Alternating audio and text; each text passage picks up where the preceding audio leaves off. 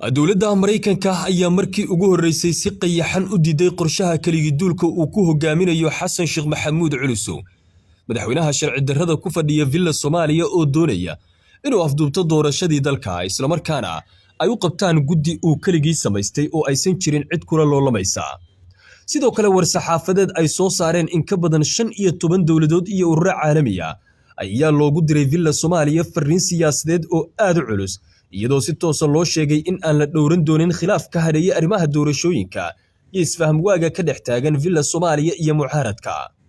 warmurtiyeedkan ayaa muujiyay in beesha caalamku walaac weyn ay ka qabto xaaladda siyaasadeed ee dalka iyagoo sheegay in dhaqaale kala duwan ay ku bixiyeen dib u dhiska dowladnimada Soomaaliya welina ay taageeraan hannaanka horumarinta dalka fariintu waxay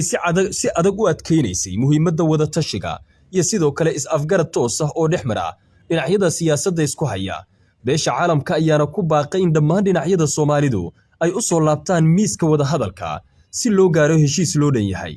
arrintan ayaana muujisay in beesha caalamku ay ka biyadiidsan yihiin hannaanka siyaasadeed ee Xasan Sheekh Maxamuud Culusow oo hadda sharci darro ku fadhiya Villa Soomaaliya danaynayana in sharci darro uu ku hogaamiyo arrimaha doorashooyinka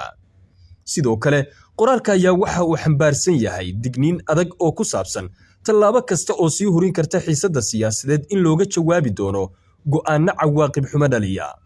ereyada laguma sheegin ficilo kordhin kara si toos ah in tillaabo looga qaado Villa Soomaaliya balse waxa la fahamsan yahay marka tillaabooyinka noocan oo kala ah iyo go'aamada ay soo saaraan beesha caalamka la dhaqan gelin waayo inay ka dhashaan ficilo kala duwan oo cawaaqib xumo ku abuura iyo go'aano aan la mahdina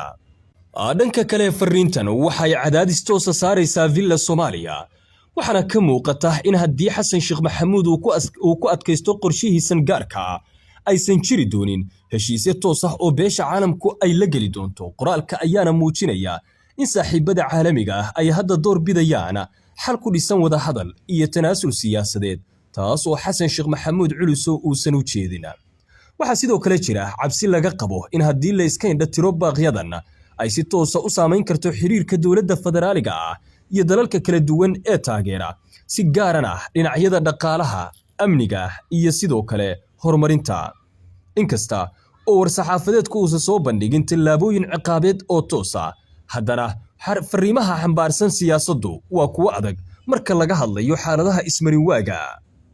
fariinta beesha caalamku waxay muujinaysaa in mustaqbalka siyaasadeed ee Soomaaliya uusan ku sii socon karin sida hadda Villa Soomaaliya ay danaynayso tanaasul iyo heshiis loo dhan yahay ayaana xubnaha beesha caalamku ay ku sheegeen inay tahay waxa kaliya ee lagu wada joogi karo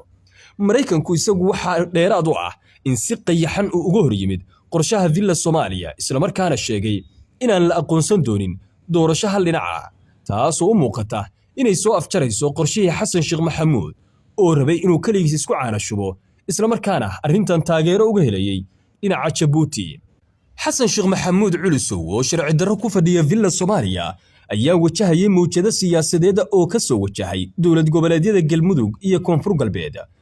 waxaana hadda ugu sii darsamaya cadaadiska beesha caalamka iyo Mareykanka oo si qayaxan u diiday doorashooyinka gacantaaga ah ee Villa Soomaaliya